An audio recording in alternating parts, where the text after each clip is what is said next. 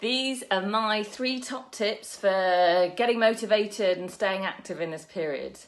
My first tip is to reframe this as an opportunity.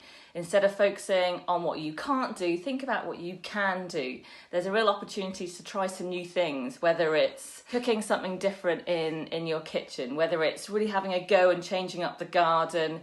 Maybe you want to really have a look and see what walks are around your area. You've got an opportunity to really focus on some new things, or some things you've always thought you'd like to do but you haven't had time, or those jobs in the house you wanted to get around to.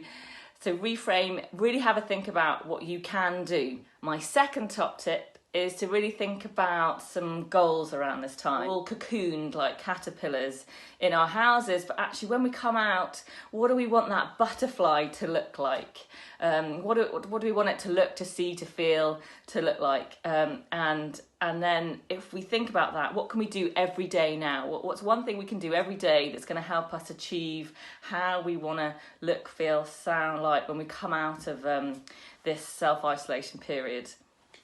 And then number 3 is to get outside and be present. Really have fun when you go outside. Really notice what's around you, the fresh air, maybe the birds in the trees, the sound of the wind, the look of the sky and the clouds. Maybe if you're going out with one of the people that you're living with, and you're just enjoying being connected outside, and maybe on a bike ride and having some fun. So really think about all those things you're doing in the moment and enjoy that feeling. And with those 3 top tips, you're going to have fun being active and being motivated at this time.